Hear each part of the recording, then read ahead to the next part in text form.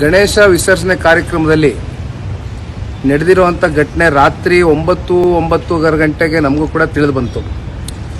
ಇದು ಕಾಂಗ್ರೆಸ್ನ ಸರ್ಕಾರ ಆಡಳಿತಕ್ಕೆ ಬಂದಾಗಿಂದ ಇದು ಮೊದಲನೇ ಘಟನೆ ಅಲ್ಲ. ಈ ಹಿಂದೆಯೂ ಕೂಡ ಹಿಂದಿನ ವರ್ಷ ನಾಗಮಂಗಲದಲ್ಲಿ ಇದೇ ರೀತಿ ಒಂದು ಘಟನೆ ಆಗಿತ್ತು ಮತ್ತು ಕೆರಗೋಡ್ನಲ್ಲಿ, ಮಂಡ್ಯ ತಾಲೂಕಿನ ಕೆರಗೋಡ್ನಲ್ಲಿ ಏನೊಂದು ಧ್ವಜಾರೋಹಣದ ಒಂದು ಇನ್ಸಿಡೆಂಟ್ ಆಗಿತ್ತು. ಒಟ್ಟಾರೆಯಾಗಿ ಹಿಂದೂಗಳ ಧಾರ್ಮಿಕ ಭಾವನೆಗಳಿಗೆ ಪ್ರತಿಯೊಂದು ಹಂತದಲ್ಲೂ ಕೂಡ ಕಾಂಗ್ರೆಸ್ನ ಆಡಳಿತದಲ್ಲಿ ಇರತಕ್ಕಂಥ ಜನಪ್ರತಿನಿಧಿಗಳು ಧಕ್ಕೆಯನ್ನು ಉಂಟು ಮಾಡ್ತಾ ಇರತಕ್ಕಂಥದ್ದು ಬಹಳ ಸ್ಪಷ್ಟ.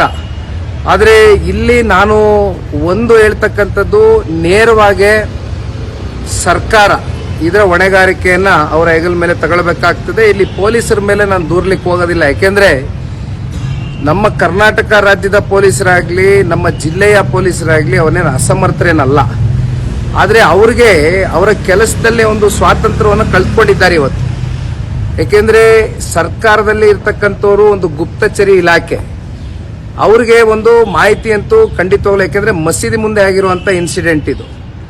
ಮಸೀದಿ ಮುಂದೆ ಈ ರೀತಿ ಗಣೇಶ ವಿಸರ್ಜನೆ ಕಾರ್ಯಕ್ರಮದಲ್ಲಿ ಪೂರ್ವ ನಿಯೋಜಿತವಾಗಿ ಒಂದಷ್ಟು ಕಲ್ಲುಗಳು ಮತ್ತೊಂದು ಇನ್ನೊಂದು ಇಟ್ಕೊಂಡು ಒಂದಷ್ಟು ಕಿಡಿಗೇಡಿಗಳ ವರ್ತನೆ ಇವತ್ತು ಎರಡೂ ಧರ್ಮದ ಮಧ್ಯೆ ಪರಸ್ಪರ ಒಂದು ರೀತಿ ಸಂಘರ್ಷ ಉಂಟು ಮಾಡಿರತಕ್ಕಂಥದ್ದು ಸತ್ಯ. ಇದಕ್ಕೆ ನೇರ ಹೊಣೆ, ನೇರ ಕಾರಣ ಸರ್ಕಾರ.